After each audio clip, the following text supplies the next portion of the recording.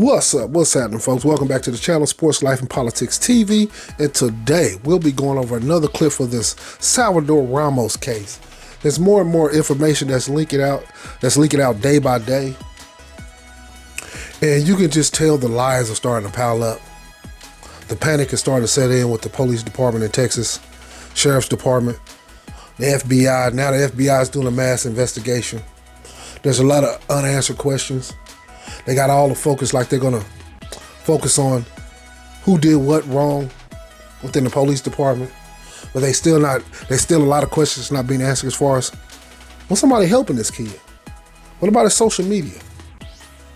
Who was he in communication with? And for God's sakes, where is his parents?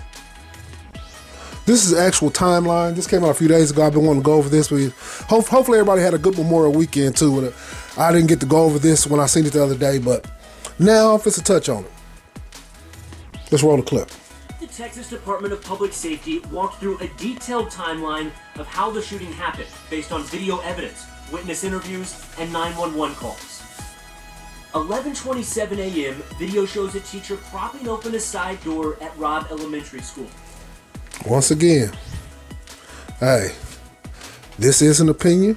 This is insinuated, but don't you guys find that mighty suspicious that she opened the door at 11:27?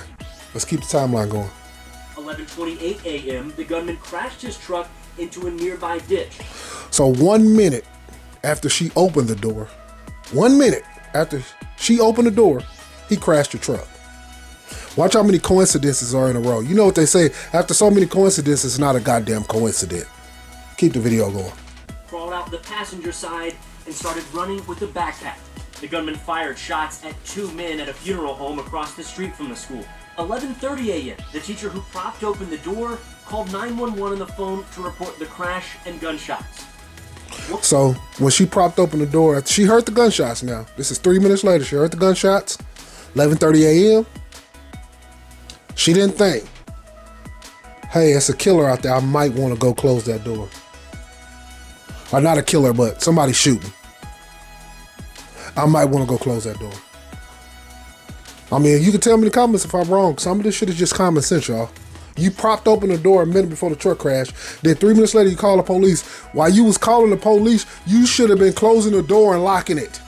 A minute later, 11:31 a.m., video shows the gunman in the last row of vehicles in the school parking lot.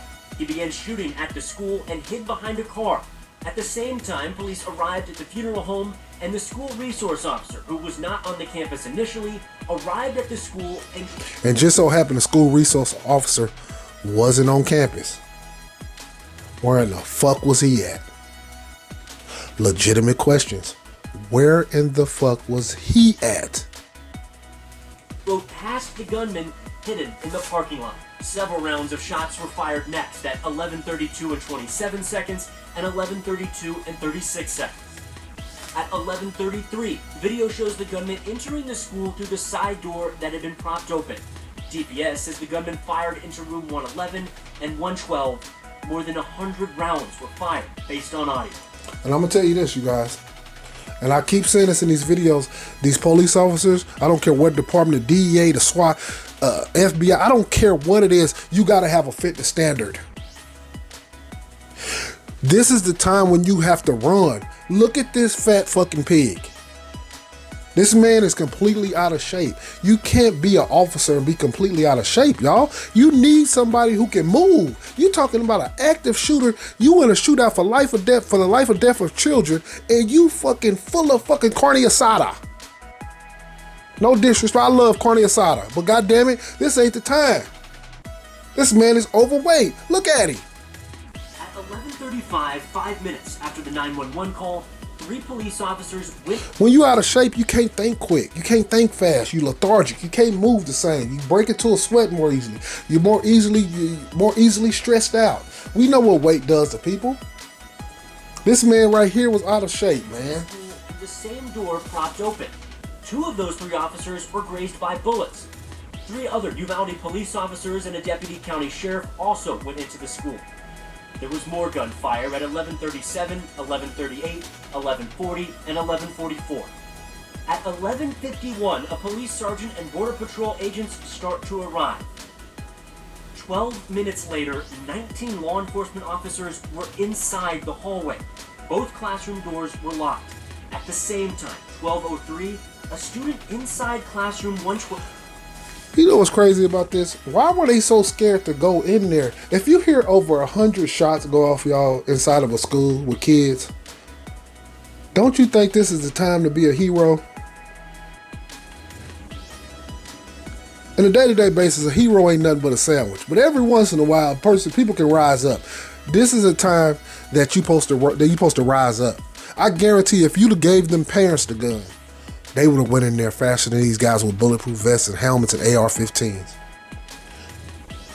Well, called 911. 12:10, the same caller told 911 there were multiple dead. 3 minutes later, at 12:13, the caller told 911 that 8 to 9 students were alive. At 12:15, Border Patrol tactical officers arrived at the scene with shields. 45 minutes. Now look at that timeline, y'all. It's 12:15. Remember, this started at 11:27 is when she propped that door open. 11:27 when she propped that door open. Almost an hour has went by, and they still haven't went in the classroom.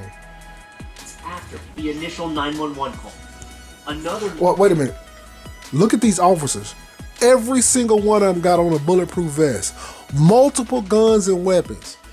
That's so cowardly. Multiple guns and weapons. 911 call came in at 12:19, this one from classroom 111. But another student told the caller to hang up. At 12:21, at least 3 shots were overheard on a 911 call.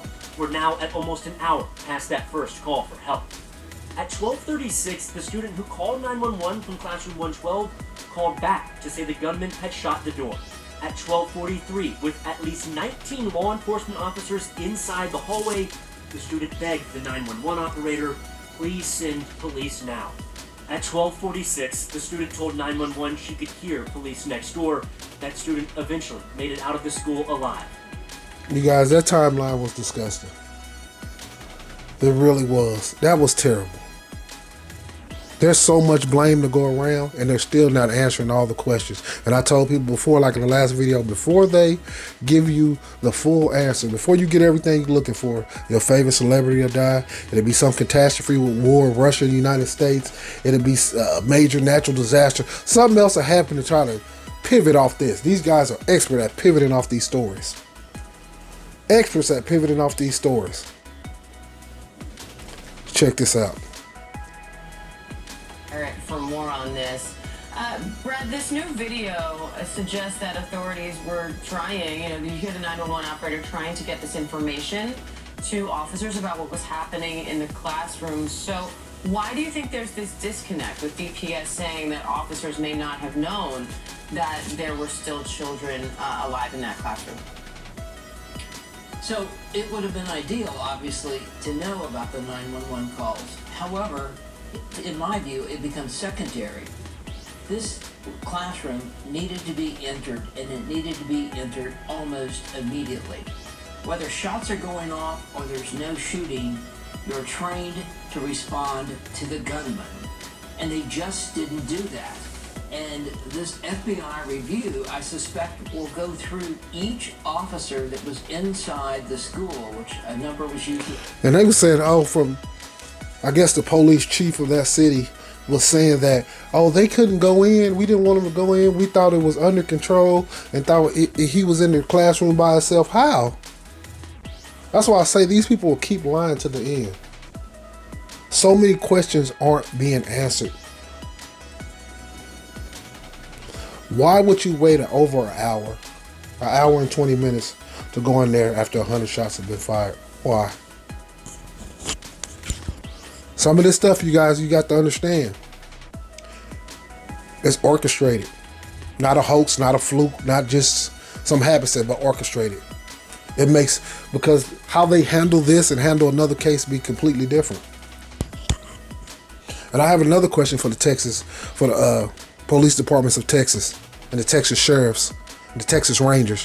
Where the hell is Gonzalo Lopez? Where is Gonzalo? Let me take you to this clip. This is another man who's on the loose who escaped. Gonzalo Lopez, the Mexican MacGyver. You haven't heard anything about him. He was killing people with pickaxes. I don't know what's going on in Texas, but they're doing a terrible job. And there was another lady. I'm gonna do a story on her. I forget her name, but she killed a bicyclist and flew out of the country. They didn't arrest her. They brought her in for questioning, and the lady said something about, oh, nothing. I mean, she basically gave a bunch of excuses. They let the lady out of jail. The lady flies out to New York, and now she's missing in action. I'm gonna do a video on her too. I forgot the lady's name, but I'm gonna do a video on her too. That was in Texas. That was in Austin. There'll be a lot of things going on in this country, man, that really get your Negro, that really gets my Negro to Spidey senses going. It really gets it going, man. But I appreciate y'all tuning to the video, man. Hit that like. Hit that subscribe. I just took your ass and you can't trust nothing these people say, right? Peace.